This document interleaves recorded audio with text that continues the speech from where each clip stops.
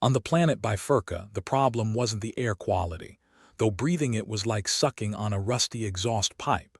It wasn't even the intergalactic taxes, which made you wonder if the universe's most ancient species, the Zilthar, leased their accounting department to Satan. No, the real problem was sarcasm, or rather the lack thereof, thanks to the newest decree from the ruling alien council. Because apparently, in a galaxy teeming with homicidal asteroids and black holes that sucked in entire star systems, sarcasm was the real threat. Enter Caden Volleys, human diplomat, part-time cynic, and full-time skeptic. He stood in the council chamber, surrounded by a semicircle of the planet's leaders, each resembling a different shade of nauseating vomit. Caden had faced plenty in his career: interplanetary wars, trade disputes, even a particularly heated argument over the last donut in the intergalactic commissary. But this was new. "Let me get this straight," Caden said, scratching his head and looking around at the alien ensemble. "You're banning sarcasm." Like entirely. The leader, an alien whose name sounded like a sneeze, let's call him Snores, nodded gravely, his slimy tentacles twitching in what Caden assumed was their version of a serious nod. "It promotes dissent and chaos, undermines our authority," Snores declared, his voice a nasal whine. Caden stifled a laugh. "And here I thought it was just a form of witty repartee." "Shows what I know. We take this very seriously," another alien chimed in, eyes bulging like a water balloon about to burst. "We expect compliance." "Of course," Caden said, his voice dripping with irony, which was probably illegal now. After all, nothing says stable society quite like dictating tone of voice. The chamber was silent for a moment, the kind of silence that stretches on just long enough to get uncomfortable. Then Snores spoke again. "Your reputation precedes you, Volleys, a human with a penchant for colorful language. This is why you're here, to help us draft a guideline for acceptable communication." "Ah, so I'm a glorified etiquette tutor now," Caden said with a grin that was part amusement, part disdain. Snores seemed unfazed. "You understand this is for the greater good." "The greater good," Caden echoed, rolling the words around like bad wine on his tongue. "Of course. Can't have people expressing themselves freely could lead to anarchy. Next thing you know, someone might actually enjoy themselves." The aliens looked at each other, a series of gestures and noises that might have been alien for "can you believe this guy?" but could just as easily have meant "is it lunchtime yet?" Caden sighed, running a hand through his hair. "All right, let's get this straight. You want me to help you ban sarcasm, ensure everyone talks like they've been lobotomized, and draft some kind of universal communication code that's about as flexible as a concrete slab." "Precisely," said Snores, with the satisfaction of someone who believes they've just explained the meaning of life. "Well, I'm thrilled to bits," Caden replied, managing to keep his voice flat. "So what's in it for us?" "We shall consider easing restrictions on human trade routes through Bifurca," Snores offered, his voice still nasal but with a hint of concession. Caden's eyes narrowed. "Consider? That's about as reassuring as a solar flare during a picnic." Snores didn't blink, probably because he lacked eyelids. "It is all we are prepared to offer at this juncture." "Fantastic," Caden replied, sarcasm oozing from his every pore. "Better get started before my enthusiasm gets the better of me." Caden left the chamber, muttering to himself. The halls of the council building were wide and sterile, echoing his footsteps in a way that made him feel like he was walking through a bad dream. Humans being called in to negotiate a ban on sarcasm. How had it come to this? "Hey, Volleys," a voice called out, bringing him back from the brink of existential pondering. It was Mira, his assistant and one of the few people in the galaxy who could keep up with his verbal somersaults. "Mira," Caden greeted her with a relieved smile. "Tell me you've got some good news, like a surprise vacation or an alien invasion that'll cancel this madness." "Better," Mira grinned, holding up a datapad. "I found the loophole." Caden's eyebrows shot up. "Please do share. See, the decree bans sarcasm in public discourse, she explained, tapping on the screen. But private communication, totally unregulated. Cadden chuckled, a low, mirthless sound. So you're saying we can be as sarcastic as we want in private? Exactly, Mira nodded. Because the council didn't think to monitor what people say behind closed doors. Typical, Cadden shook his head. And they think we're the primitive ones. Mira shrugged, still smiling. So what's the plan? You going to tell them their plans got more holes than a sieve? Eventually, Cadden said, a wicked glint in his eye. First, I think we let them bask in the illusion of control for a bit longer. You're enjoying this, Mira accused, though her own grin betrayed her enjoyment. A little, Cadden admitted. But mostly I'm just relieved I don't have to speak in monotone for the rest of my career. Good luck with that, Mira said as she turned to leave. In the meantime, try not to get yourself exiled. Me. Perish the thought, Cadden replied, giving her a mock salute. As Cadden made his way back to his quarters, he couldn't help but marvel at the absurdity of it all. Here they were, in the middle of a galaxy that cared about as much for sentient life as a cat does for quantum physics, and the powers that be were worried about sarcasm. Back in his stark, utilitarian quarters, Cadden kicked off his boots and poured himself a drink. He sat back, feet up on the table, and pondered the insanity of his life. The universe was a big, chaotic mess, and here he was, trying to bring sense to a species that thought banning sarcasm would solve their problems. His communicator buzzed, interrupting his moment of rare introspection. It was a message from Earth's diplomatic headquarters. Progress update requested. Cadden smirked, typing a response.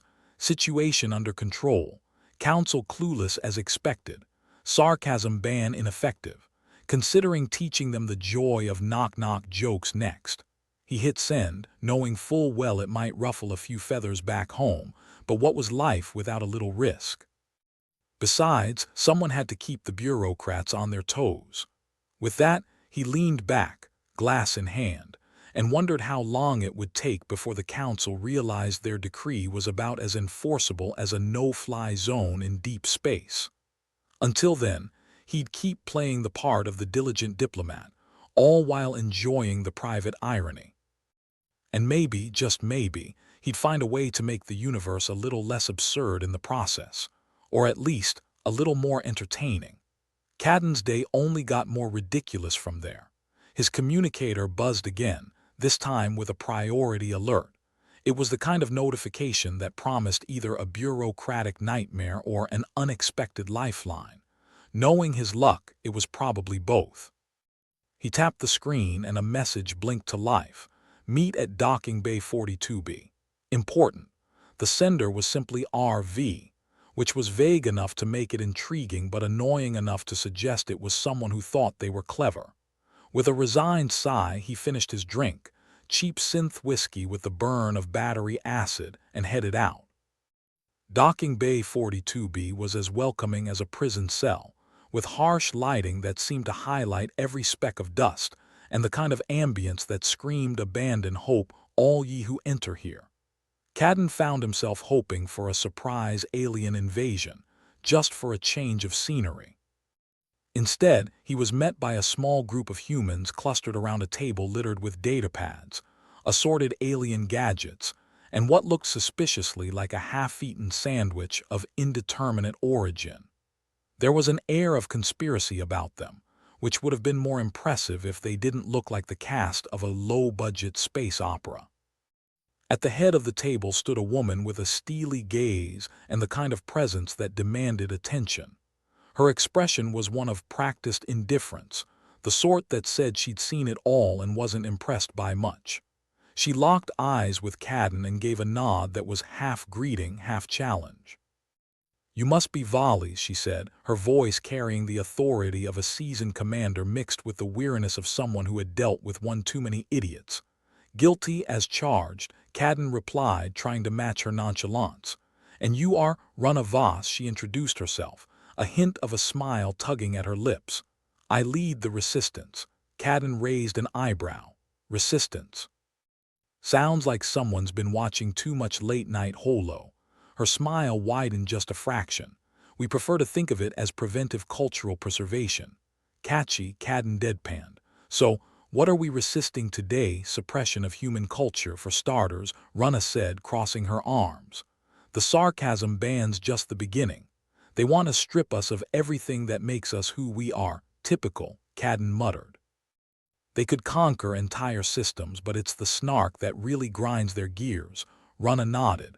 We've intercepted communications. The Council's planning to introduce further restrictions. Music and literature are next. Cadden whistled low. Hell of a way to kill the party. So, what's the plan? Runa's eyes gleamed with a mix of determination and mischief. We disrupt their operations. Hit them where it hurts. Make them realize humanity won't roll over and play dead. Cadden couldn't help but grin. Sounds like fun. But how do you plan to do that without, getting vaporized? We've got contacts on the inside, Runa said, gesturing to the ragtag crew around her. People who are tired of the Council's grip. We're playing the long game, strategic strikes and sabotage. One of the crew, a wiry young man with a penchant for smirking, piped up. We're like intergalactic guerrillas. Just with fewer jungle traps and more sarcastic commentary. Cadden chuckled. I do love a good underdog story. So, where do I fit in? Runa considered him for a moment, eyes assessing, weighing. Your diplomatic ties could give us the edge. We need someone who can walk the line, keep them distracted while we work behind the scenes. And you think I'm your guy? Cadden asked, a touch of skepticism in his voice. You've got the right balance of charm and cynicism, Runa replied. Plus, you're already on their radar. They'll never suspect you're working with us. Cadden leaned back against a crate, arms folded. I always thought my career would end with me getting fired, not recruited into a rebellion. Runa shrugged. Life's full of surprises. Tell me about it, Cadden said, shaking his head. All right, I'm in. But let's make one thing clear. I'm not here to be a martyr. I'd like to keep my neck, thank you very much. Runa nodded. We're not looking for heroes' volleys. Just realists who haven't quite given up yet. Good, Cadden replied, clapping his hands together. Now, what's the first order of business? Runa's grin was all teeth, the kind you'd see on a wolf that just spotted dinner. We disrupt their next public broadcast. Make them sweat a little. Sounds like a blast, Cadden said, the sarcasm thick in his voice. Let's hope they don't have sarcasm detectors in the broadcast systems. Runa's crew laughed, and Cadden felt a warmth that he hadn't realized he'd been missing. It was the camaraderie of shared purpose, the kind that made even the most insane plans seem possible. As they set about planning their first act of rebellion, Cadden couldn't help but make a mental note. If he survived this, he was definitely getting a t-shirt that said I joined a rebellion, and all I got was this sarcastic catchphrase. The next day found Cadden in the middle of a cramped control room, surrounded by blinking lights and tech that looked like it had seen better centuries. The plan was simple enough. Hijack the Council's next broadcast and pepper it with enough human culture to make the aliens' heads spin. All right, said Ewan, the wiry tech expert from Runa's crew, fingers moving over the console like a concert pianist on a sugar rush. We're in. Just need to insert the data packets. Cadden leaned over his shoulder, watching the screen with interest. You're sure they won't trace this back to us? Trust me, they'll be too busy trying to scrub the data from their systems to worry about tracing it, Ewan assured him, grinning. Besides, this isn't my first rodeo, Cadden raised an eyebrow. First rebellion, semantics, Ewan replied with a shrug. Runa entered the room, a datapad in hand. We ready as we'll ever be, Ewan said, hitting a final key with a flourish. Runa turned to Cadden. You'll be our voice on this one, volleys. Give them a taste of what they're trying to destroy. Cadden smirked, stepping up to the console. With pleasure. He took a deep breath, steeling himself. The irony of the situation wasn't lost on him. Here he was, about to become the poster child for cultural rebellion, when only days ago he'd been trying to keep his head down and avoid making waves. Broadcasting in 3, 2, 1. Ewan counted down and the screen in front of Cadden lit up. Hello, Bifurca, Cadden began, his voice as smooth as the synth whiskey he'd grown fond of. Cadden volleys here, bringing you a message from the people you're trying so hard to silence. He paused for effect, imagining the ripples of shock and confusion spreading through the council chambers. You see, humanity's got this little thing called culture. It's messy, loud, and sometimes it doesn't make a lot of sense, but it's ours. And we're not giving it up that easily. Runna gave him an encouraging nod, and Cadden continued, warming to his role. Think of this as a friendly reminder that you can slap all the bans and decrees you want on us, but you can't change who we are. He glanced down at the datapad, loaded with snippets of human music, movies, and literature. We're sending you a little sample, a taste of what makes us tick. Consider it an invitation to join the party instead of trying to shut it down. With a final flourish, Cadden hit the button to transmit the data packets, the room filled with the sound of music, dialogue, and laughter, a symphony of defiance. Ewan whooped, punching the air. And that's how you do it. Runna's expression was one of satisfaction, tempered by the knowledge that this was just the beginning. They'll be scrambling to respond. We need to be ready for whatever comes next. Cadden nodded, his heart pounding with adrenaline. You think they'll retaliate? They'll try, Runna said, her voice steady. But we're not without our own tricks. Cadden grinned. Good.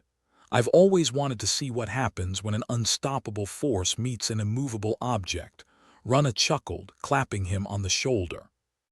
Looks like you're in the right place then. As the crew celebrated their small victory, Cadden found himself wondering if he'd finally found his place in the universe. A place where the stakes were high, the odds were long, and the sarcasm was always in good supply. He could get used to this. But for now, there was work to be done, a culture to defend, and a galaxy that needed reminding of what it meant to be human. And maybe, just maybe, they'd make the universe a little less absurd in the process, or at least a little more entertaining. And if the council wanted to stop them, they'd have to pry the sarcasm from Cadden's cold, dead hands, which, knowing the universe's sense of humor, was probably a possibility. But hey, at least he'd go out laughing. The council, in its infinite wisdom, decided that maybe they weren't being paranoid enough. So, naturally, they cranked up the surveillance to a level that would make a conspiracy theorist blush.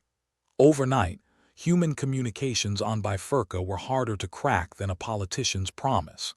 The council wanted every bit of information, and they wanted it yesterday.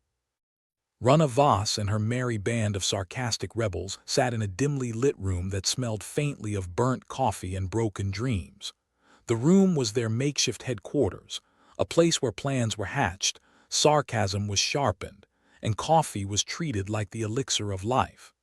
Cadden Volleys was there, sipping what might have been the worst cup of coffee in the known universe, but it was hot, and that was good enough for him. "All right, people," Runna began, her voice cutting through the chatter like a laser through butter. "The council's tightened their grip, which means we've got to get creative." The group gathered around her, expressions ranging from mildly interested to "I'm only here for the caffeine." Cadden, ever the diplomat, decided to poke the bear. "So, what's our brilliant plan, fearless leader?"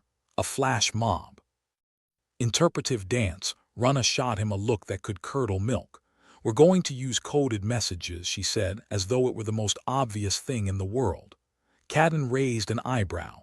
"Coded messages? Like the sparrow flies at midnight sort of thing?" "Exactly. Except instead of birds and midnight, we're using more relevant terms. Stuff the council wouldn't bat an eye at. We embed them in regular broadcasts." Ewan, their wiry tech expert, piped up. "I've been working on it. We can slip messages into everyday transmissions. The council's too busy looking for overt threats to notice the subtle ones." "Subtlety," Cadden mused. "That's a new one for us." Runna's grin was a flash of teeth in the dim room. "We'll use pop culture references, old Earth literature quotes, anything they'd dismiss as harmless. Harmless like a caffeinated diplomat in a room full of rebels." Cadden quipped, earning a few chuckles. Runna shook her head, but her eyes were gleaming with the thrill of rebellion. "Exactly. Harmless until it's not." They spent the next few hours crafting messages that would slide under the council's radar. Each line was carefully chosen to mean something entirely different to human ears than to alien ones. The room buzzed with a peculiar mix of excitement and terror, like skydiving with a defective parachute. Ewan leaned back in his chair, surveying their work. We can piggyback these on public broadcasts, slip them into the news scrolls. Clever, Cadden acknowledged. And if the council catches on, they'll be too busy unraveling the messages to do anything about them, Ewan said with a shrug. Plus, I've got ways to make things look like transmission errors. They'll think it's just noise. Rana was satisfied. Good. It's not just about the messages. It's a way to remind people that we're still here, that we're fighting back. Cadden couldn't help but think of it as a cosmic game of cat and mouse, except the mouse was armed with sarcasm and a penchant for subterfuge. We're the resistance, and our weapon of choice is passive aggression. Rana chuckled. Whatever works. The next few days were a blur of activity. Messages were embedded, signals were hijacked, and more than a few council broadcasts ended up showing mysterious glitches that had the bureaucrats scratching their heads. To the council, it was nothing more than a minor technical hiccup. To the humans, it was a rallying cry. Cadden found himself in the middle of it all, juggling diplomacy with rebellion, a task he hadn't realized he was uniquely suited for until now. His communicator buzzed incessantly, each alert a reminder that life didn't stop just because you decided to stick it to the aliens. Volleys. Ewan called one day, waving him over. Come check this out. Cadden ambled over to Ewan's workstation, half a cup of lukewarm coffee in hand. What's up? Ewan pointed to a screen displaying a jumble of static and snippets of what might have been an alien soap opera. We've got a live feed of one of the council's monitoring stations. I thought you might appreciate the irony. Cadden smirked, leaning closer. They're watching us watch them watch us pretty much. It's like one big intergalactic staring contest. Do they have any idea? Ewan shook his head, grinning. Not a clue. We're ghosts in the machine, baby. Rana joined them, arms crossed and expression unreadable. We're making progress, but it's not enough. The council's going to figure it out sooner or later. Cadden considered her words. So, what do? Keep ramping up the glitches until they can't ignore us, something like that, Rana said. But we have to be careful. We push too hard, they'll come down on us like a ton of bricks. Cadden chuckled darkly. A ton of bureaucratic, humorless bricks. The room fell into a comfortable silence, each person lost in their thoughts. It was a strange sort of camaraderie, born of shared danger and an uncertain future. It was also, Cadden realized, a hell of a lot more fulfilling than pretending to be the council's lapdog. As the weeks went by, their coded messages started to spread beyond Bifurca.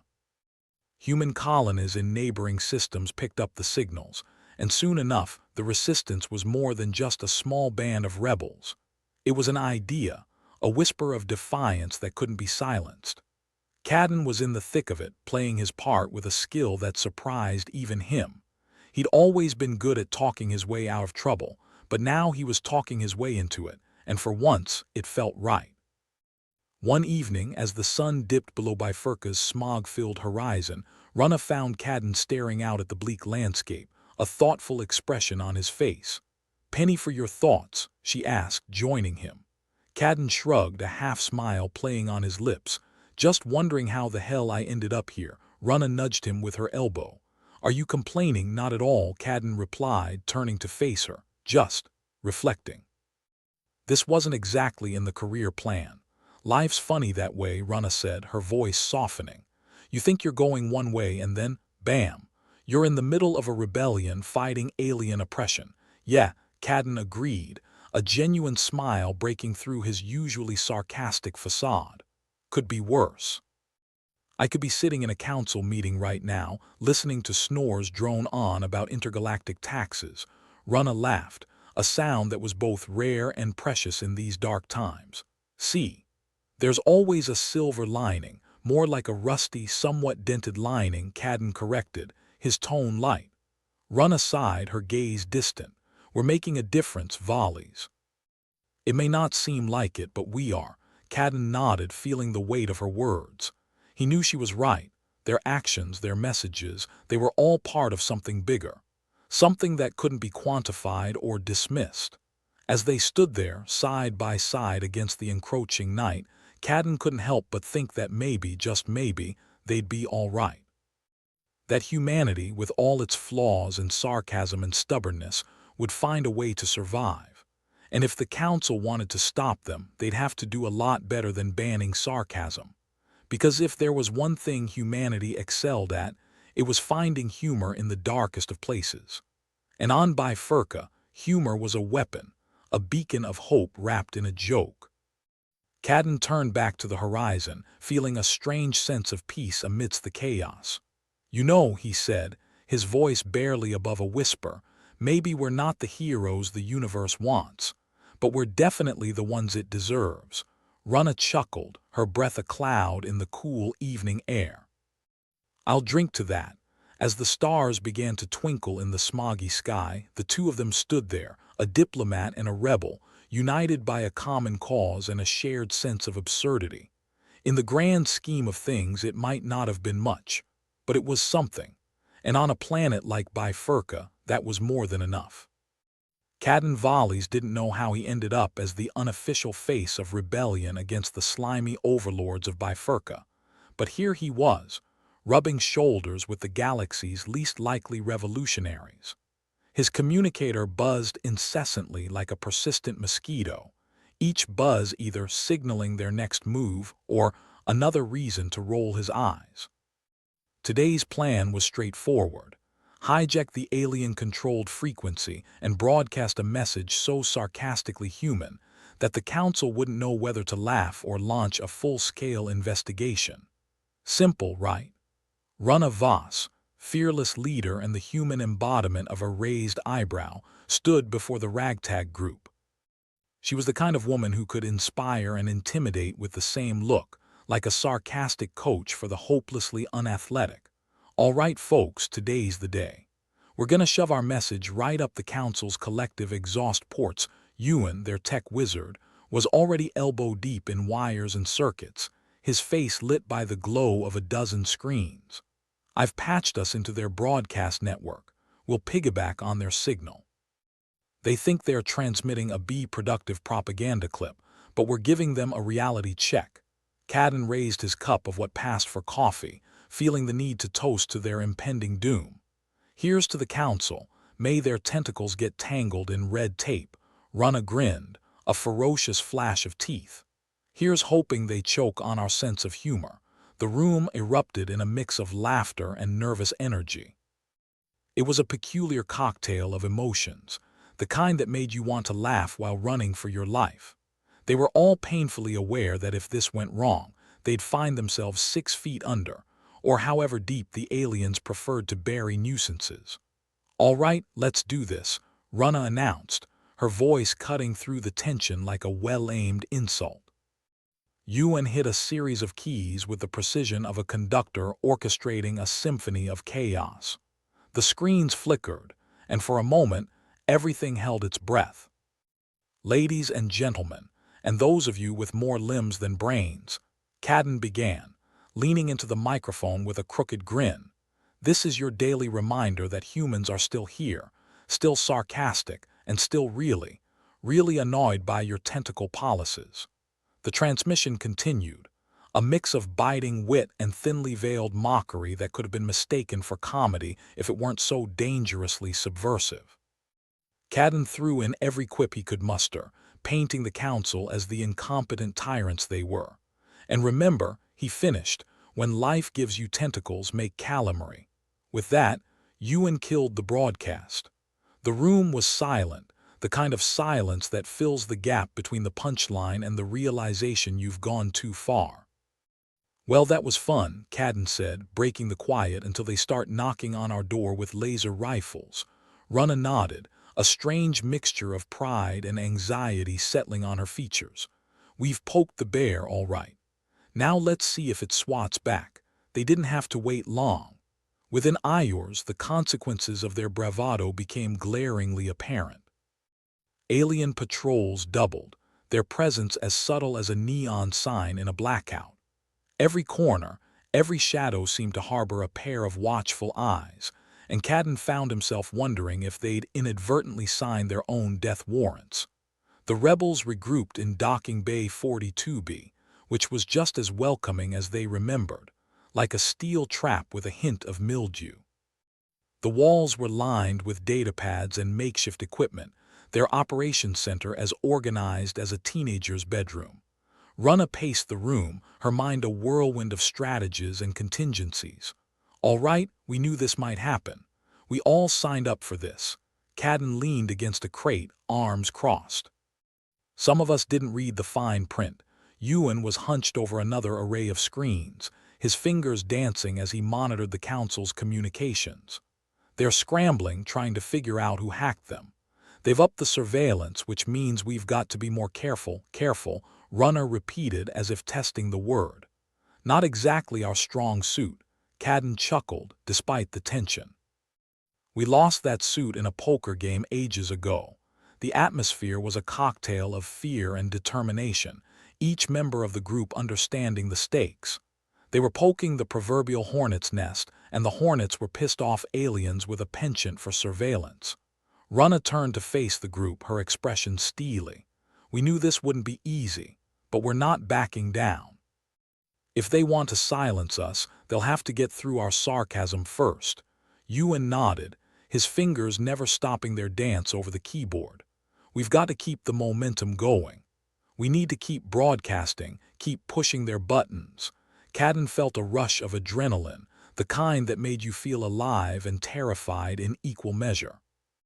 Let's give them a reason to hate us. The following weeks were a blur of calculated risks and near misses.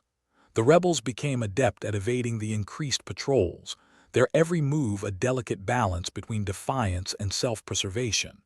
Messages were slipped into broadcasts, each one a rallying cry wrapped in humor and defiance. Cadden found himself slipping into the role of rebel spokesperson with alarming ease. His days were filled with coded messages and whispered conversations, his nights spent wondering how long they could keep it up before the hammer came down. One night, as he sat in their makeshift headquarters, communicator buzzing like an angry wasp, he found himself thinking of home, of the life he'd left behind when he'd joined Runa and her band of misfits. The desk job, the meetings, the endless parade of bureaucratic nonsense, it felt like a lifetime ago. Runa sat across from him, her eyes reflecting the same thoughts. You miss it, she asked, her voice low. Miss what? The 9-to-5 grind or the joy of living under constant surveillance? Either. Both, Cadden sighed, running a hand through his hair. I miss the simplicity, I guess, but this feels right. Like I'm actually doing something that matters. Runa nodded, a small smile playing on her lips. We are, even if it doesn't always feel that way. Their conversation was interrupted by Ewan, who burst into the room with the urgency of a man on fire. We've got a problem, he said, breathless and wild-eyed. Just one, Cadden quipped, even as he felt his stomach drop. They've upped the ante. I picked up chatter about a new kind of patrol, something more invasive. Runa straightened. Invasive how? They are deploying drones, lots of them, and they are armed. Cadden felt the air grow heavier, the room closing in around them. Armed drones, wonderful. As if things weren't dicey enough, Ewan nodded, his expression grim. They've got orders to shoot first, ask questions never. Runa's jaw tightened. We need to rethink our approach. We can't keep running forever. Cadden considered their options, the weight of the situation pressing down on him. Maybe it's time to go bigger. Hit them where it hurts. Runa met his gaze, a glint of determination in her eyes. You thinking what I'm thinking? Probably not, Cadden replied, but I'm willing to try anything once. As they plotted their next move, the rebels knew they were walking a fine line between bravery and madness. The drones were a game changer, a reminder that the council wasn't going to take their insubordination lying down. But if there was one thing Cadden Volleys had learned, it was that humans were stubborn creatures. They thrived in adversity, laughed in the face of danger, and wielded sarcasm like a weapon. And if the council wanted to silence them, they'd have to do more than deploy a few drones. They'd have to break the spirit of a people who found humor in the darkest of times. As the rebels prepared for their next move, the weight of their actions settled over them.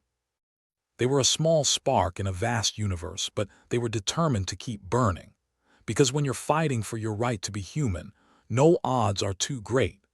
The next morning, Cadden found himself back in Docking Bay 42B, the air thick with the smell of ozone and rebellion.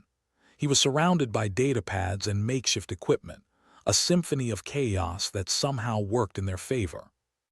Rana joined him, her expression a mix of determination and exhaustion. "You ready for this?" "No," Cadden admitted, "but when has that ever stopped us?" She chuckled, a sound that was both familiar and reassuring. Good point. They spent the day finalizing their plans, each step a calculated risk that could either save them or seal their fate. The drones were a constant threat, their presence a reminder that the Council was watching, waiting for them to slip up.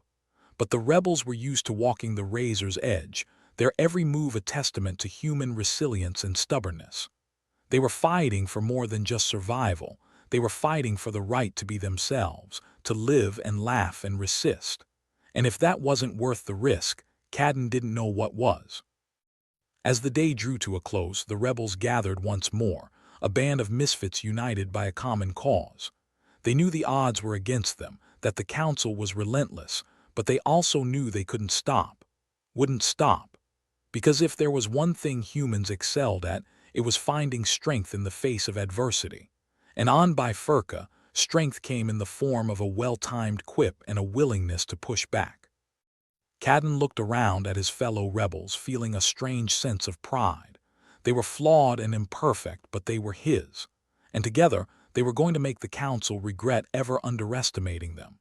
"Let's do this," he said, his voice steady and sure. And so they did, stepping into the unknown with a mix of fear and determination. Their journey was far from over, but they were ready to face whatever came next. After all, they were human, and that meant they were unstoppable. Cadden Valles had always known rebellion wasn't a comfortable seat at a bar with a nice cold drink, but he never quite expected the hospitality of the Council's detention cell. That, he mused, was the true meaning of captive audience. The walls were adorned with the latest in utilitarian design, cold steel bars and an ever-present flickering light that was probably as old as the Council itself. Mood lighting, Cadden thought with a smirk. His communicator was confiscated, his datapad screens were blank, and the scratched floor was the closest thing to entertainment. Not exactly cushy conditions, but hey, when had fighting alien overlords ever been a spa day? He shifted against the uncomfortable cot, trying not to think too much about how it might double as a medieval torture device. The door to his cell creaked open, revealing Snores, the alien overlord with a demeanor as slimy as his tentacles. It was the kind of face you couldn't unsee, no matter how hard you tried. "Good morning, Cadden. Enjoying our accommodations?" Snores asked, his voice dripping with the kind of sarcasm only a true bureaucrat could muster. "Like a vacation," Cadden shot back, "just missing the little umbrella in my drink." Snores's tentacle twitched, possibly an alien version of a smile, though Cadden wasn't about to compliment his teeth. "Your sense of humor will only take you so far, human. Pretty far already." Cadden leaned back, feigning nonchalance. "Just wait till we get to the interpretive dance portion of the interrogation." Snores sighed, a sound like a deflating balloon. "You know, Valles, you're becoming quite the nuisance." "I do my best." Meanwhile, in the rebels' makeshift headquarters, chaos reigned. Rana Voss paced the room, muttering curses under her breath that would make a sailor blush, if sailors still existed in this part of the universe. Ewan was lost in the depths of his screens, a digital sea of data, trying to make sense of the sudden silence of their outspoken comrade. "We've got to get him out," Rana declared, her voice a steely edge, "and preferably without starting a war." "I'm saving that for next week." Ewan snorted, not looking up from his work. "Got any bright ideas? I mean, aside from bursting in guns blazing and getting our butts handed to us on a silver platter." "Funny you should ask," Rana replied, her lips curling into a smile that usually preceded either genius or disaster, or both. I stumbled upon something interesting. Old tech, human-made and conveniently forgotten by everyone, including the council. Ewan finally looked up, curiosity piqued.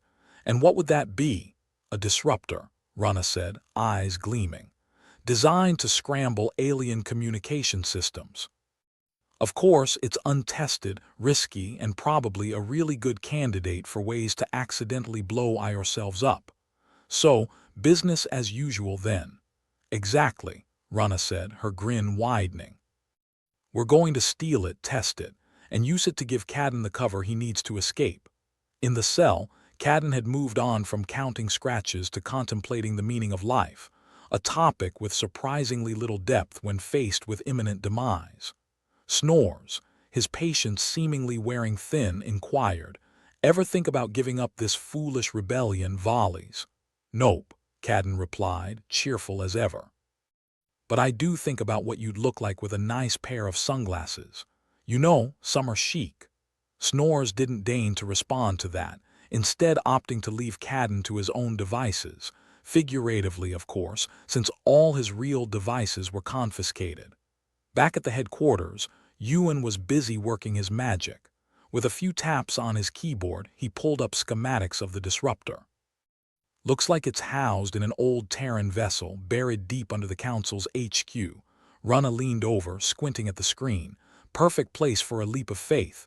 Let's just hope it's not a leap off a cliff." Ewan nodded, already planning the infiltration.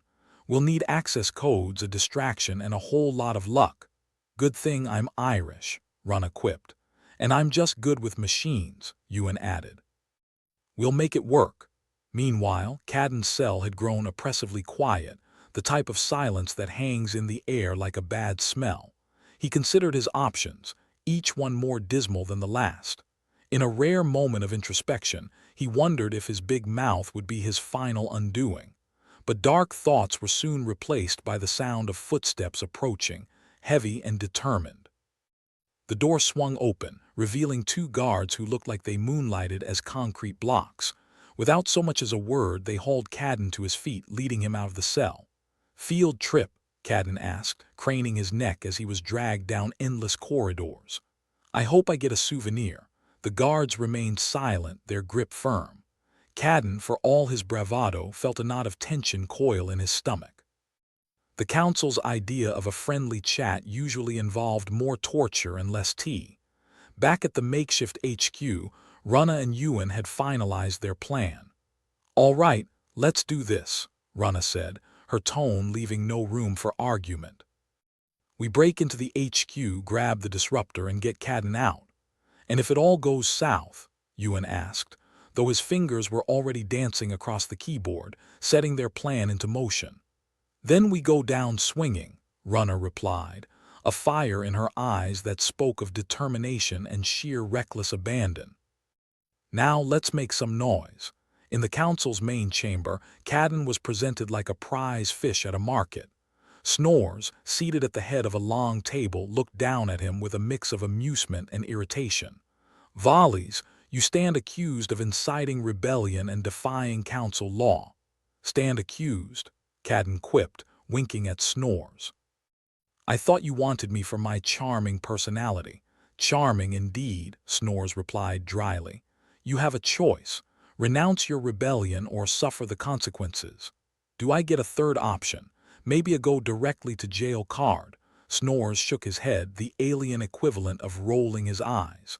"Your stubbornness is noted, Volleys, but it changes nothing." "Guards, take him to—" The lights flickered, cutting off Snores mid-sentence. The chamber descended into chaos, the perfect cover for Cadden. He saw his chance and took it, slipping through the confusion with a grace that surprised even him. Somewhere in the depths of the Council's HQ, Rana and Ewan had initiated their plan. They moved through the shadows, hearts pounding, every step calculated. At the heart of their mission was the disruptor, a device that could change everything if it worked. Ewan found it first, hidden beneath layers of dust and neglect. "Here goes nothing," he said, flipping a switch that might as well have been Pandora's box. The device hummed to life, an electric thrill running through the air. Communications scrambled, alarms blaring in fragmented bursts, a symphony of chaos that masked their every move.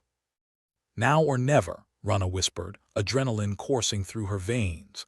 They moved with purpose, navigating the labyrinthine corridors like rats in a maze. The disruptor did its job, sowing confusion and discord among the alien ranks. It was working. Against all odds, it was working. Meanwhile, Cadden found himself in a storage room, his makeshift sanctuary amidst the madness. He could hear the disruptor's effects, the disarray it caused, and his heart swelled with a mix of pride and hope. With newfound resolve, he pushed deeper into the complex, avoiding patrolling aliens with the kind of luck that only comes from pure desperation. Back at HQ, Rana and Ewan knew their time was running out. The disruptor wouldn't hold forever, and they needed to extract Cadden before it was too late. "Where is he?" Rana muttered, scanning the chaos for any sign of their wayward spokesperson. "Knowing Cadden, he's probably leading a parade," Ewan replied, half joking, half serious. Suddenly, a familiar voice crackled over their communicators. "Looking for me? Cadden, you magnificent bastard," Rana breathed, relief flooding through her. "Where are you?" "In a broom closet, apparently," Cadden replied. "But I'm feeling the need for some fresh air. Mind giving me a hand?" Ewan grinned, adjusting their course. "On our way." Navigating through the Council's headquarters was no easy feat, but with the disruptor sowing confusion, the rebels moved like ghosts. Cadden's voice guided them, each word a beacon leading them closer to their goal. Finally, they converged, a trio reunited against all odds. The relief was palpable, though none of them dared to voice it. Instead, they focused on the task at hand, getting out without getting caught. "You look like hell," Ewan observed, giving Cadden a once-over. "Feel like it too," Cadden replied, though his grin was unmistakable. "But at least I'm not dead." "Small victories," Rana said, clapping him on the back. "Now let's get the hell out of here." With the disruptor still providing cover, the rebels made their escape. They moved with purpose, each step bringing them closer to freedom. It was a narrow escape, but they'd done it. Against all odds, they'd done it. As they regrouped back at Docking Bay 42B, the weight of their actions settled over them. They'd risked everything and come out on top, but the fight was far from over. Cadden looked around at his companions, feeling a strange sense of pride. They were flawed and imperfect, but they were his, and together they'd continue to stand against the Council no matter the odds. "Shall we do it again next week?" Ewan joked, though his eyes were serious. Rana snorted, exhaustion evident in every line of her face. "Let's not make it a habit." "But if we have to?" Cadden asked, his voice steady. "Then we'll be ready," Rana replied. "Because we're human, and that means we're stubborn as hell." As the rebels settled in for the night, the knowledge that they weren't done fighting lingered. But they'd survived another day, another battle, and that was enough for now. After all, they were humans, snarky, cynical, irreverent. And against all odds, they'd keep fighting. Rana stood in the dim glow of the rebels' makeshift headquarters, a place that was half war room, half junkyard. Maps and datapads were strewn across the table like confetti at a particularly morose party. Her hair was a tangled mess, and she wore the kind of expression that suggested she was either about to go on a rampage or had just come off one. "So you're saying we're basically about to poke a hornet's nest and hope the hornets are drunk?" Ewan asked, his fingers tapping away at his keyboard with the kind of speed that suggested he'd rather be anywhere else. "Pretty much," Rana replied, her voice carrying the weight of someone who'd seen one too many science fiction movies. "Except these hornets might actually have laser beams." "Great." "Just another Tuesday," Ewan muttered, his sarcasm as thick as the tension in the room. "You're forgetting, we've got a disruptor. It'll confuse the hell out of them, at least long enough for us to get Cadden back and maybe even send a cheeky little message of our own. Nothing like a little death-defying mission to wake you up in the morning," Ewan added, finally looking up from his screen. "Are we even sure this thing won't just fry our brains the moment it fires up? According to the ratty old manual I found, it's perfectly safe for humans." "Probably," Rana said, doing her best to sound convincing. Either way, we need it operational if we want to pull this off, fair enough. Let's just hope the manual wasn't written by an overly optimistic intern. Optimism's not really our style, Runner replied, checking the charge on her blaster. Now, are you ready to make some noise? Ewan gave her a sideways glance. As ready as a man can be when about to waltz into an alien HQ guarded by creatures who'd rather squash us than deal with paperwork. Runner nodded, her resolve unshakable. Then let's get the band back together. Meanwhile, Cadden was busy trying not to get lost in the labyrinthine corridors of the Council's headquarters. He'd managed to slip away during the initial chaos, thanks to the Disruptor's timely interference. Each corner he turned felt like a gamble with fate, every shadow a potential enemy. Just keep moving, Cadden, he muttered to himself, one foot in front of the other. Don't stop, don't think, definitely don't sneeze.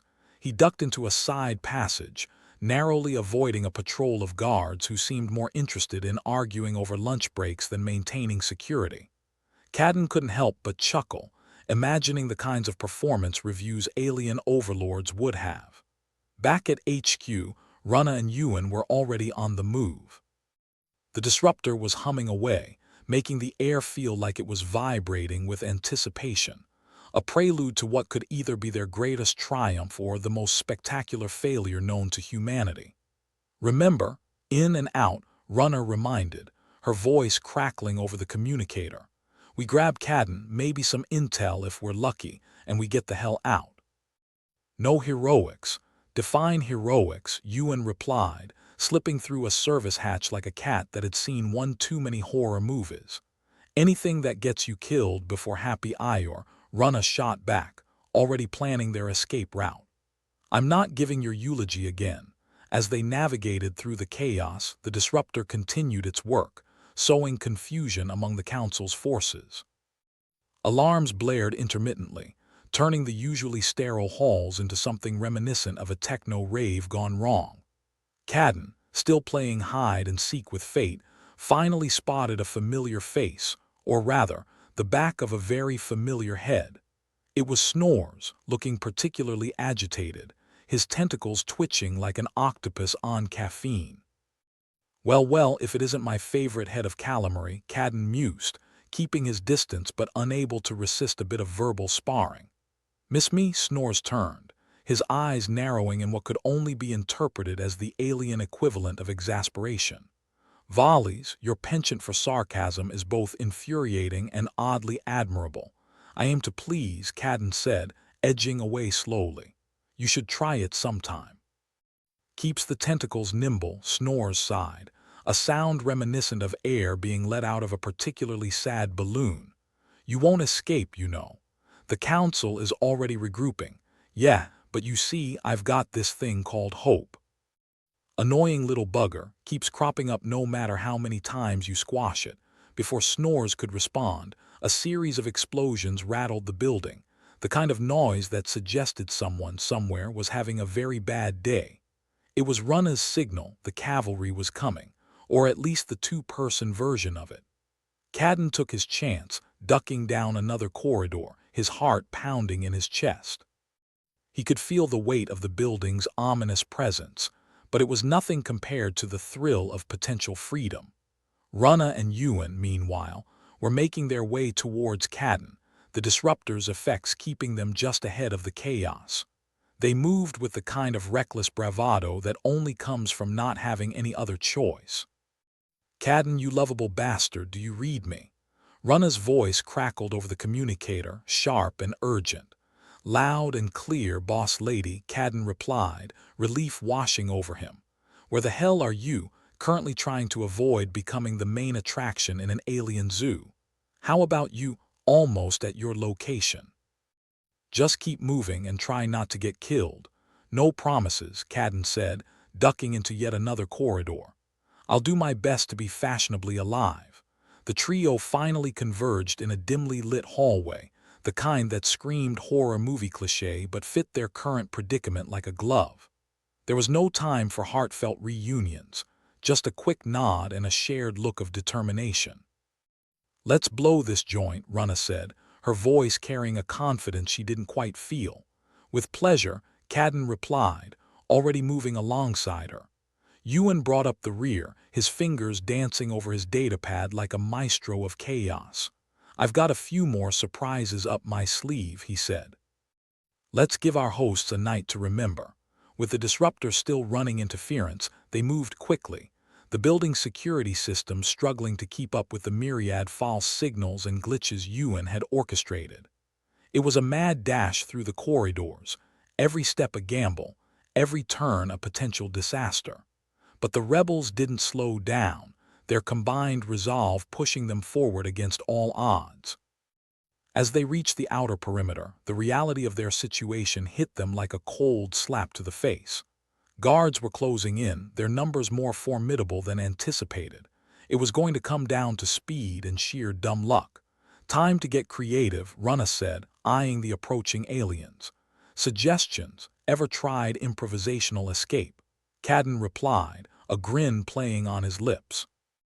"Guaranteed to add years to your life, provided you survive. Sounds like just our style," Ewan quipped, activating a series of decoys that sent the guards scrambling in different directions.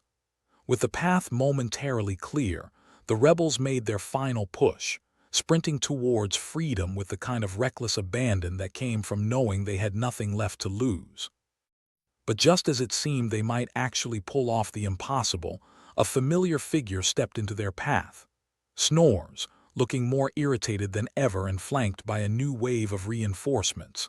"Volleys," Snores bellowed, his voice dripping with disdain. "You won't escape this time." Cadden paused, catching his breath. "Funny, I was just thinking the same thing about you." The tension hung in the air, a palpable force straining against the chaos around them. It was a standoff, a moment caught in time where fate seemed to hold its breath. Runa stepped forward, her voice steady and defiant. "We're not going back." Snores. "You can tell your council that." Ewan's fingers danced over his datapad, the disruptor still humming with unspent potential. "We've got one last trick up our sleeve," he whispered to Runa and Cadden. "Let's hope it's a good one," Cadden replied, watching Snores carefully. Ewan activated the disruptor's final sequence, a surge of energy that sent a shockwave rippling through the compound. Lights flickered, circuitry sparked, and for a brief moment, chaos reigned supreme. The rebels seized their chance, darting past the confused guards and out into the open air of Bifurca. It wasn't freedom, not yet, but it was a step closer, a small victory carved out of the chaos. As they regrouped at Docking Bay 42B, breathless and exhilarated, the reality of their actions settled over them like a cold, comforting blanket. They'd done it, pulled off the impossible, but the cost was yet to be fully realized. Cadden looked at his companions, a grin tugging at his lips despite the exhaustion etched across his face. "So, same time next week," Runa laughed, a sound that was equal parts relief and disbelief. "Yeah, let's not make a habit of this, but if we have to," Cadden asked, echoing the question that had brought them this far. "Then we'll be ready," Runa replied, her voice firm. "Because if there's one thing humans are good at, it's making a mess of things and somehow coming out on top." The night settled in around them, a cloak of uncertainty and determination. They weren't done yet, not by a long shot, but for now they'd done the unthinkable, and if that wasn't a reason to smile, then what was? The rebels hit the ground running, quite literally, as they fled from Docking Bay 42B. It wasn't the kind of place you'd book for a weekend getaway, unless you had a death wish involving alien overlords and a penchant for poor decor. But the air outside was just as thick with tension, if not more so. Cadden grinned like a madman as they sprinted, because what else could you do when your life depended on the ability to run faster than a tentacled monstrosity with an attitude problem? His heart pounded in his chest, each beat a countdown to either victory or an untimely demise. "Anyone else feeling like we're starring in a really bad action flick?" Ewan shouted, breathlessly keeping pace. The datapad in his hands was sputtering with activity, his fingers a blur across its surface. Runa shot him a look that was equal parts exasperation and grudging amusement. Shut up and keep running. We can critique our life choices later. The disruptor had done its job well. The council's communication systems were in disarray, a symphony of static and garbled alien curses echoing across the airwaves. It was chaos, but it was their chaos, and they were going to use it to bring the whole rotten structure down. Cadden's mind was racing almost as fast as his legs. The plan had been simple, or at least as simple as cause a massive alien communications breakdown could be. But now, they needed to capitalize on it. They needed to turn this confusion into rebellion, to rally not just the humans, but maybe even some of the aliens who were just as sick of the Council's nonsense as they were. As they reached a derelict outpost on the outskirts of the Council's domain, the place a mess of rust and broken dreams, Cadden skidded to a halt. "All right, folks, time to see if we can turn this little uprising into the biggest screw you Bifurca's ever seen." He hacked into the local broadcast network, which was about as secure as a wet paper bag, thank the stars. Within moments, the screen flickered to life, a ghostly glow casting shadows over his face. Runa gave him a nod, her eyes hard with determination. "Give him hell, Cadden." With a deep breath, Cadden launched into his tirade, his voice dripping with the kind of sarcasm that could melt steel beams. "Greetings, esteemed citizens and not-so-esteemed overlords. It's your favorite human troublemaker here, Cadden Volleys. Sorry to interrupt your regularly scheduled programming of Obey the Council and Fear the Tentacles, but I've got a show you might find more enlightening." His words crackled across the planet, cutting through the Council's propaganda like a knife through alien butter. In homes, in workplaces, even in the Council's own chambers, his voice rang out, impossible to ignore. "Now I know what you're thinking. He's just one man, what's he going to do? Well, let me tell you, there's nothing quite so dangerous as a human with nothing left to lose and a microphone in his hand." Ewan was grinning from ear to ear, his fingers still working his datapad to keep the signal running. It was a miracle they hadn't been cut off yet, but he'd take whatever luck they could get. Runa was pacing, her eyes darting to the crude map they'd laid out on the floor. Each checkpoint they needed to hit was marked in red, a visual reminder of the uphill battle they faced. But for now, all they could do was let Cadden work his magic. To every human out there who's tired of living under the boot of a bunch of squishy overlords, and to every alien who's sick of kowtowing to those same squishy overlords, it's time to stand up, Cadden continued, his voice rising with passion. It's time to remind them that you can't oppress a spirit. You can't crush a rebellion that's fueled by sheer bloody-mindedness. He could almost feel the planet holding its breath, waiting, wondering if maybe, just maybe, this could be the spark that lit the fire. "And to the council members tuning in, I hope you're listening closely," he added, his tone shifting to one that was almost mocking. "Because I've got a message for you too. Your time is up. We're done playing by your rules." The response was immediate. Across Bifurca, people were talking, whispering, plan-making. It was as if a switch had been flipped. Those who had been complacent, resigned to their fates, suddenly found themselves filled with a dangerous new emotion: hope. The aliens who'd long been on the fringes, watching, waiting for a sign that not all humans were as easy to control as livestock, began to stir. The Council's authority was teetering on the brink, and all it would take was one good push. Runa stopped pacing, her gaze fixing on Cadden. "You think this'll work?" she asked, her voice a hushed whisper in the cramped space. Cadden shrugged, a lopsided grin on his face. "Dunno, but it's better than sitting around and waiting to be squashed, right?" Ewan let out a low chuckle. "Hell, at least if we fail, we'll go down in the history books. Probably as a cautionary tale, but hey, that's still fame." Cadden turned back to the screen, feeling the weight of the planet's gaze upon him. "So here's the deal, folks. We're heading to the heart of the Council's empire. We're going to take back what they've stolen from us, our freedom, our dignity, and maybe even a little bit of our sanity. Anyone who wants to join us, well, we'll be waiting." He cut the broadcast, the screen falling dark as if the planet itself had blinked. For a moment the room was silent, the enormity of what they'd just done hanging heavy in the air. "Well," Rana said, breaking the silence, "no turning back now." "Wasn't planning on it," Cadden replied, grabbing his blaster from the table. "Let's go give him hell."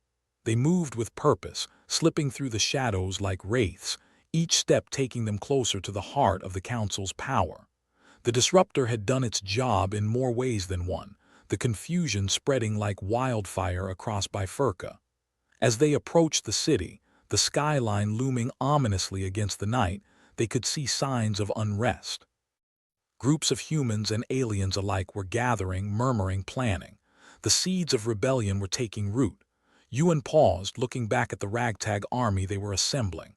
"Think they'll follow us into the lion's den?" "They've got every reason to," Rana replied, her gaze steady. "We've given them hope, and that's a powerful thing. Dangerous, too." Cadden nodded, feeling the weight of responsibility settling on his shoulders. "Hope's a funny thing. Can drive you to do stupid things, like storming an alien stronghold with little more than good intentions and a bad attitude." "Good intentions," Ewan echoed, feigning surprise. "I thought we were doing this for the fun of it." "Speak for yourself," Rana said dryly. "I'm doing it for the sheer joy of proving those slimy bastards wrong." As they made their way into the city, the atmosphere was charged, electric. People were emerging from their hiding places, emboldened by Cadden's message, ready to take a stand. "Looks like we've got our army," Cadden observed, a touch of awe in his voice. "Let's hope we don't get them all killed." "Way to be optimistic," Ewan said, rolling his eyes. "But yeah, let's avoid getting turned into cosmic roadkill." They pressed on, moving like a tidal wave through the city. The Council had underestimated them, dismissed them as a minor nuisance, a mistake they would soon regret. The closer they got to the Council's headquarters, the stronger the resistance became. Guards swarmed the streets, their alien features twisted into expressions of mounting fear. Cadden could almost taste their desperation, a sweet, intoxicating flavor. "Here we go," Rana said, her voice steady and calm despite the chaos around them. "This is what we've been working towards." "Time to knock on the Council's door and ask if they can come out to play," Cadden said with a wicked grin. Ewan's fingers danced over his datapad one last time, sending out a final wave of disruption. It was a symphony of chaos, a masterpiece of rebellion in digital form. And then they were there, standing before the Council's fortress, the place that had long been the heart of their oppression. It was an imposing sight, all jagged architecture and flickering lights, a monument to the hubris of those who ruled. But for once, Cadden wasn't intimidated. They'd come this far and they weren't about to back down now. "Ready to knock?" Rana asked, her blaster at the ready. Cadden nodded, feeling the adrenaline surge through his veins. "Let's kick the door in and see what happens." They moved as one, a force of nature born of desperation and determination. Behind them, their ragtag army surged forward, fueled by the same drive, the same thirst for freedom. And as the first shots rang out, echoing through the night, Cadden couldn't help but think that maybe, just maybe, they might actually pull this off. Because if there was one thing he'd learned, it was that humans were nothing if not stubborn. Even in the face of insurmountable odds, they refused to give up. They refused to be conquered, and that perhaps was their greatest strength. The Council's fortress crumbled behind them, a fitting metaphor for the Council's authority falling to pieces. The once imposing structure now looked more like modern art, if modern art involved a lot of smoke, a few explosions, and a generous helping of alien debris. Cadden Volleys, rebel extraordinaire, surveyed the wreckage with a satisfied grin. Nothing like a bit of wanton destruction to really get the blood pumping. "Looks like we really knocked him out of the park," Cadden said, the smirk on his face wide enough to split the darkness. Rana Voss, ever the skeptic, arched an eyebrow. "Out of the park, sure. But now what? We've shaken the cage, but the beast is still in there, lurking." "True," Cadden conceded. "But at least we're not the ones locked inside with it anymore." Ewan, ever the rebel nerd, was clacking away on his datapad, his fingers a blur. "I'm just saying, if anyone's keeping score, we technically didn't die. So, +1 for the good guys. Assuming we're the good guys, Runa muttered, her eyes scanning the horizon for any sign of retaliation. Which is debatable. Hey, in a universe where sarcasm is banned, anyone with a sense of humor is a hero, Cadden quipped, or a criminal. Depends on the council's mood. The city around them was a cacophony of chaos. Humans and aliens alike were stumbling from the shadows, blinking like they'd just woken from a long, dreary nap.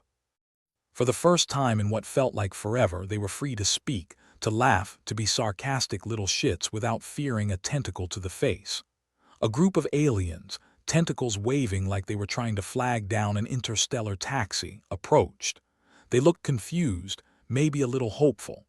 Snores, their reluctant alien overlord turned rebel sympathizer, led the pack. He slithered over, his usual sarcastic demeanor barely masked by the flutter of his appendages. Well, if it isn't the species with more bravado than brains, Snores sneered, though there was a hint of admiration in his many eyes. Hey, Snores, we aim to please, Cadden grinned. And occasionally to blow things up. Mission accomplished on both fronts, Snores replied, his tentacles curling in what might have been an alien thumbs up. But you do realize there's a planet's worth of folks waiting to see what you geniuses will do next. Yeah, about that, Runa interjected, crossing her arms. We might have kicked the hornet's nest, but it's time to play beekeeper. Was that metaphor supposed to make sense? Ewan quipped, not looking up from his datapad. Because I'm still trying to figure out what the hell you're talking about. Runa shot him a look that could freeze helium. It means genius that now we have to figure out how to not just survive, but actually govern the mess we've made. Ah, Ewan nodded.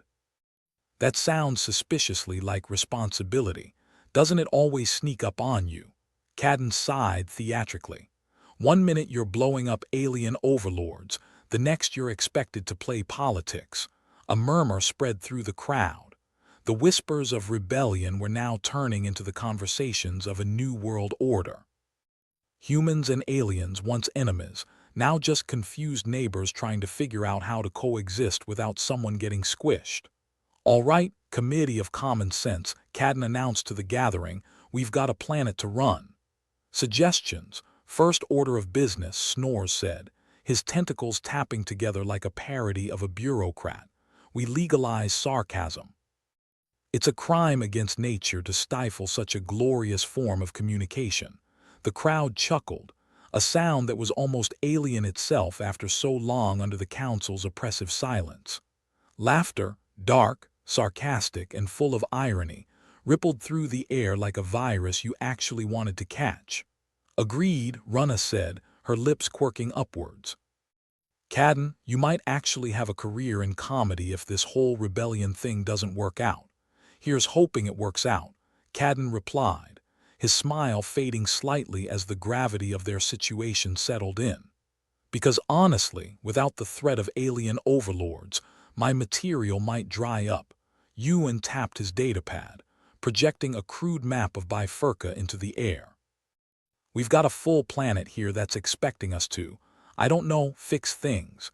Images of broken cities, closed mines, and abandoned farms flickered on the screen.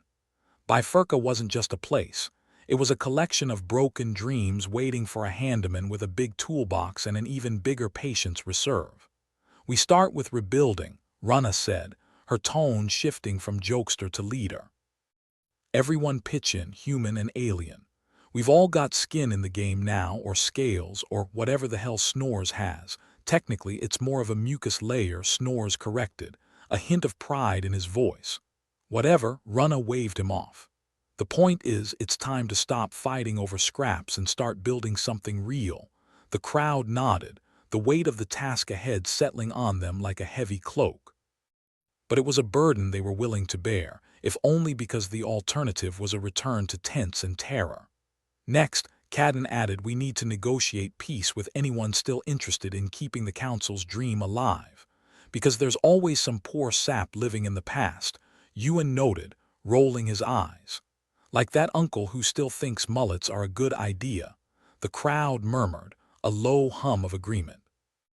Bifurca was a planet of contradictions, where some clung to the old ways and others envisioned a new future. "Runna, you're up," Cadden gestured. "Talk to the other factions. See if they're willing to give peace a shot."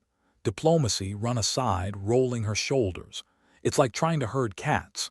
Except the cats have lasers and grudges. Think of it this way," Cadden said. "If anyone can make peace sound appealing, it's you. You've got a way with words. Not always the right words, but definitely words." "Gee, thanks for the vote of confidence," Runner replied dryly, her eyes sparkling with a challenge. "Let's hope the other side is as charmed by my wit as you."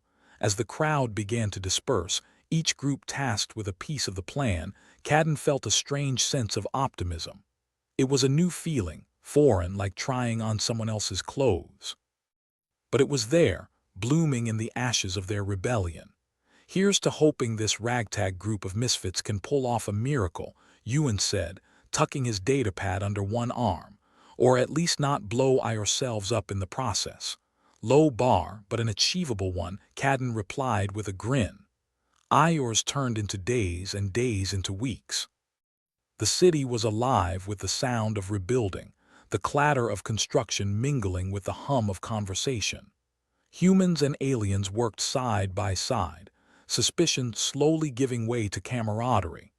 They were a patchwork quilt of a community, stitched together by necessity and a shared desire for something better. Cadden found himself in the thick of it, lending a hand where needed, his sarcastic comments keeping spirits high even when the work seemed endless. As they hammered out a new existence, it became clear that this was more than just survival. It was the start of something new and unpredictable. One day, as Cadden stood surveying the bustling streets, Snores sidled up beside him, his tentacles waving lazily. "You know, for a species that can't even fly without mechanical assistance, you humans are surprisingly resilient." "Praise from an alien overlord," Cadden replied, feigning shock. "I think I might just die of flattery. Death by flattery is the best way to go, I hear," Snores chuckled, his tentacles twitching. "But don't get too comfortable. We've still got a planet to run, trust me, I'm well aware," Cadden said, his gaze drifting over the city. "But isn't it nice to have a planet worth running?" "Indeed," Snores replied, his voice thoughtful. "This might just work, you know.